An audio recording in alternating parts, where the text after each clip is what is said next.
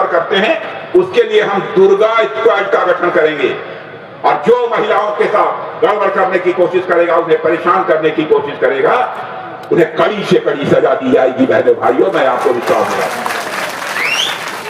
कानून का राज होगा भारतीय जनता पार्टी की सरकार बनने के बाद। मैं आपको विश्वास दिलाता हूं, आपको ही तय करना है कि आप क्या चाहते हैं, डर चाहते हैं या सुरक्षा चाहते हैं। मैं आपसे पूछता हूं, बतलाइए, आप डर चाहते हैं कि अपनी सुरक्षा चाहते हैं? आप भ्रष्टाचार चाहते हैं कि विकास चाहते हैं? आप दादागिरी चाहते हैं या लोकतंत्र चाहते हैं? बहुत अच्छा, तो समय आ गया है मेरे बहनों भाइयों, बदलाव के लिए तैयार हो जाइए। अब ये चुप रहने का समय नहीं है, अब बिल्कुल हिम्मत के साथ घरों से बाहर निकलने का समय है। यही अपील करने के लिए आप सबके बीच आया। बदलाव जरूरी है, क्योंकि हमें विकास चाहिए, क्योंकि हमें सुरक्षा चाहिए। इसलिए मैं कहना चाहता हूं, डर जो आपके भीतर पड़ा हुआ है, उस डर को आउट कर दीजिए। अब भरोसे को, विश्वास को इन कर दीजिए, अपने अंदर लाइए। यह चुनाव डर बनाम भरोसे का, डर बनाम भरोसे का। और मैं कहकर जाना चाहता हूं, सुन लेना, 4 मई को जो अब तक पश्चिम बंगाल में अंधेरा है वो खत्म होगा, नई सुबह आएगी, नई रोशनी आपको देखने को मिलेगी और बंगाल में कमल का फूल खिल कर रहेगा मेरे बहने भाई। इसलिए आज के अवसर पर इससे ज्यादा कुछ न कहते हुए मैं पुनः एक बार आप सभी को इस चुनाव के लिए अपनी शुभकामनाएं देता हूं और मैं कहूंगा,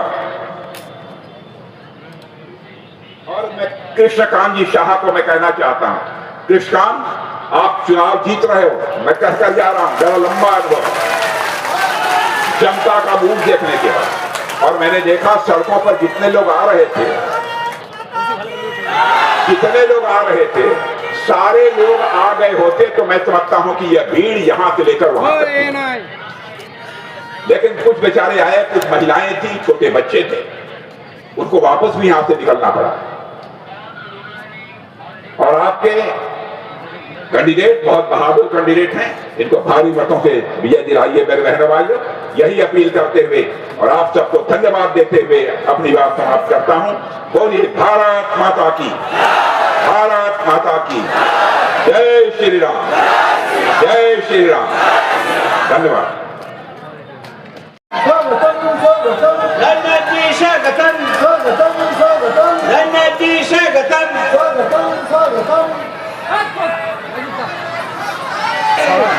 भारत माता की बीजेपी जिंदाबाद, बीजेपी जिंदाबाद। एबारे कैंडिडेट को हाथ देवे, बीजेपी जिंदाबाद, बीजेपी जिंदाबाद, बीजेपी जिंदाबाद। वंदे मातरम, बीजेपी जिंदाबाद, बीजेपी जिंदाबाद। वंदे भारत माता की। धन्यवाद। विधानसभा सैंथिया के प्रत्याशी कैंडिडेट यानी प्रार्थी जिसे कहते हैं यहाँ पर, श्री कृष्णकांत शाह, श्री उदय शंकर बनर्जी, श्री सुनील गुप्ता, श्री विश्वी नारायण, श्री संदीप नंदी, श्री श्याम सुंदर गोगई, श्री उत्तम बेका, श्री रमा विश्वास और इस सभा में मौजूद मेरे सभी सम्मानित बहनों एवं भाइयों, সবার আগে আমি বাংলার মাটিকে এবং বাংলার মানুষকে আমার প্রণাম জানাই।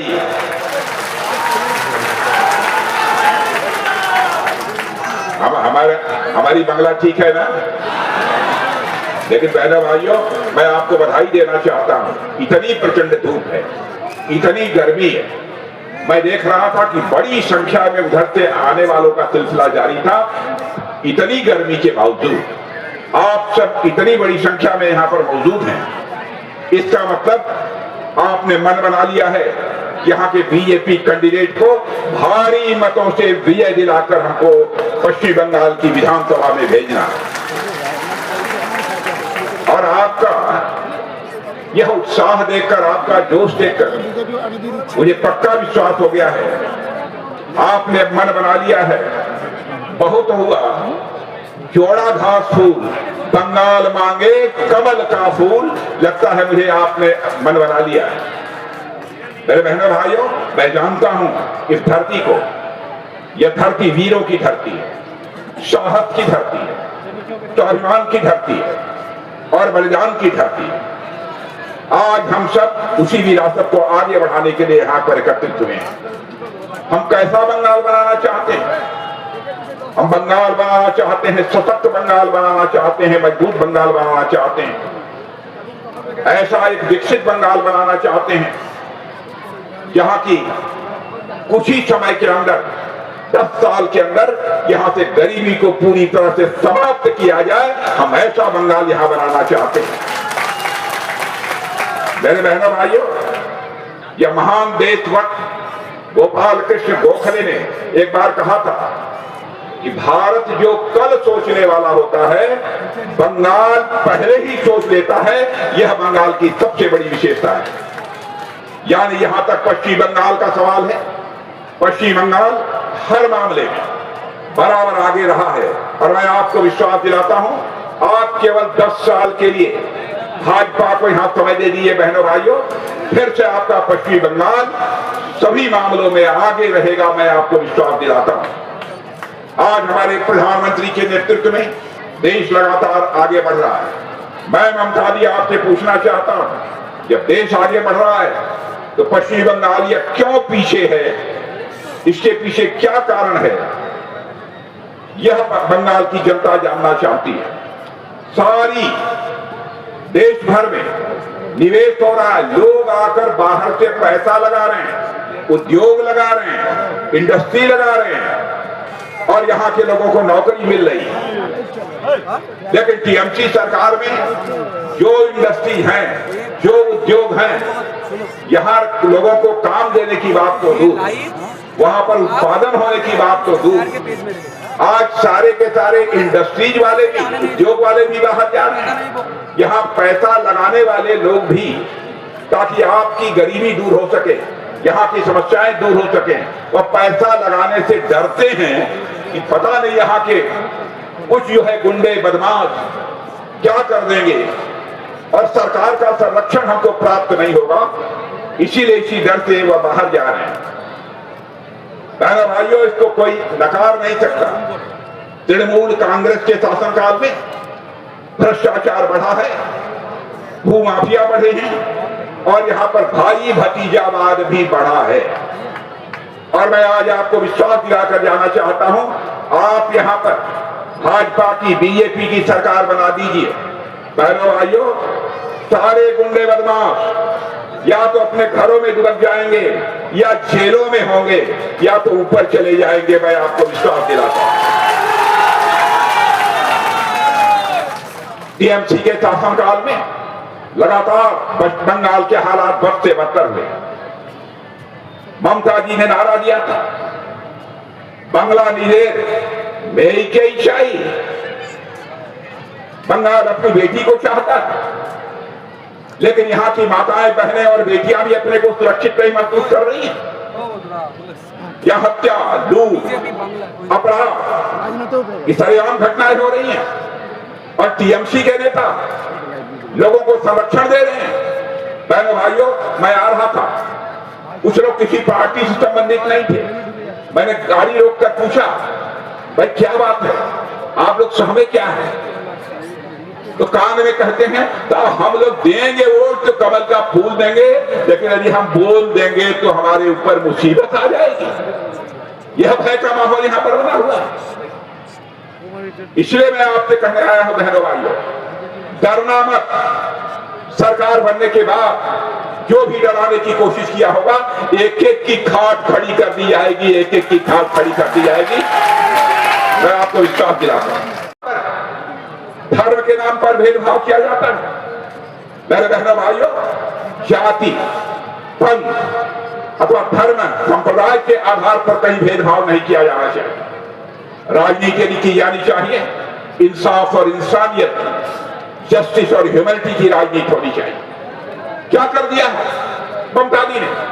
मैं उनसे पूछना चाहता हूं, आपने मदरसों के लिए 5,700 करोड़ रुपया दिया, लेकिन यहां के इंडस्ट्रीज के लिए केवल 1,400 करोड़ रुपया दिया। क्या तमाशा? कैसे गरीबी दूर? कैसे यहां के बेचारे नौजवानों के हाथों को रोजगार मिलेगा? बहनों भाइयों, राजनीति केवल सरकार बनाने के लिए नहीं की जाती है, राजनीति की जाती है तो देश बनाने के लिए राजनीति की जाती है, राज्य बनाने के लिए राजनीति की जाती है। हम तुष्टिकरण नहीं चाहते, हम चाहते हैं संतुष्टिकरण।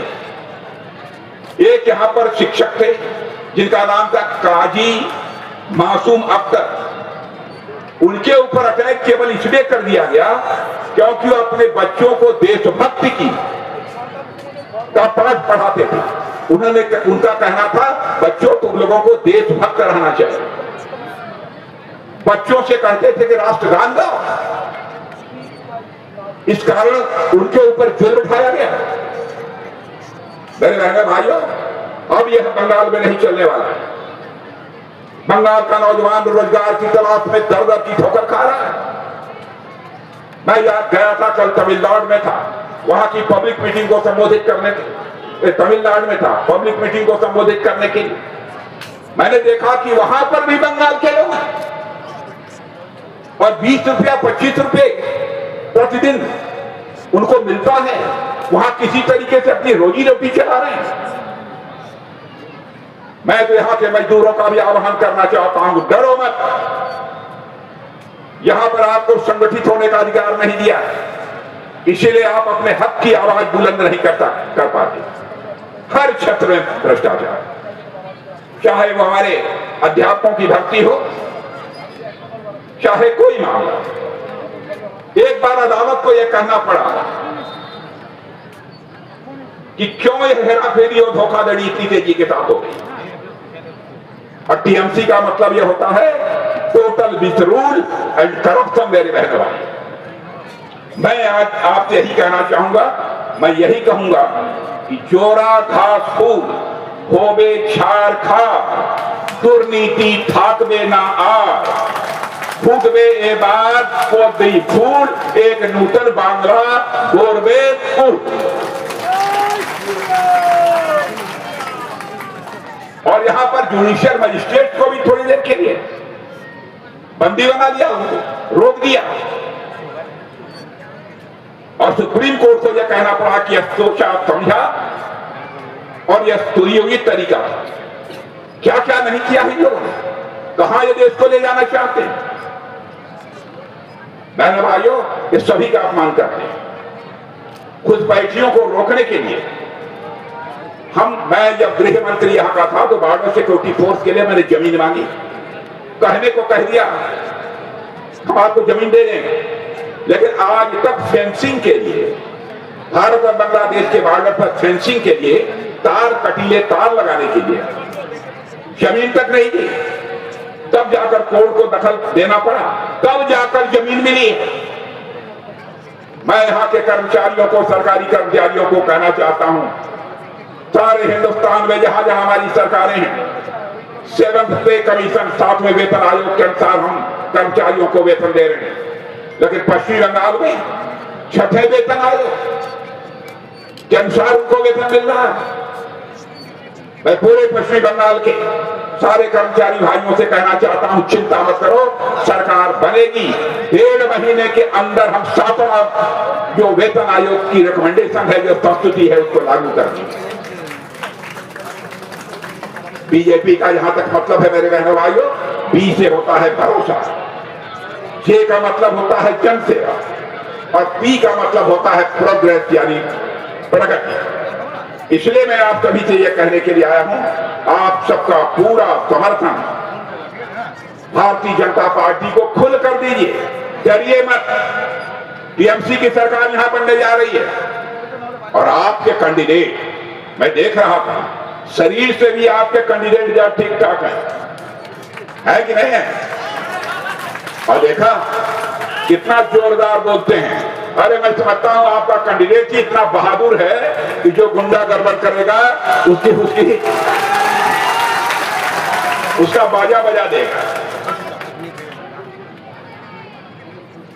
मैं आपको यही कहना चाहता हूं, सरकार बना लीजिए, 5 वर्षों में 5 लाख पदों की भर्ती करेंगे। 5 लाख 5 वर्षों में हर साल 1 लाख भर्ती करेंगे। हर साल 1 लाख की भर्ती करेंगे। कानून और व्यवस्था यहां मजबूत करेंगे। मैं किसान भाइयों से कहना चाहता हूं, आपकी फसल की उचित कीमत नहीं मिलती है, आपको हम फसल की उचित कीमत देंगे जैसा कि हिंदुस्तान के दूसरे राज्यों में दे रहे हैं। और अभी मैं देख रहा हूं बड़ी संख्या में हमारे गरीब भाई बहन, चिंता मत करना, आयुष्मान भारत हमारे प्रधानमंत्री जी ने यह योजना सारे देश भर में लागू की है। पता नहीं है क्या हालत है। हम वह योजना लागू करेंगे और ध्यान से कान खोलकर आप सुन लो, 5 लाख रुपए तक का हर साल आपका मुफ्त इलाज किया जाएगा आयुष्मान भारत योजना के अंतर्गत ये हम करेंगे। और मछली, मत्स्य क्षेत्र में मछली पैदा करने के मामले में हम हिंदुस्तान का नंबर 1 स्टेट पश्चिमी बंगाल को बनाएंगे। महिला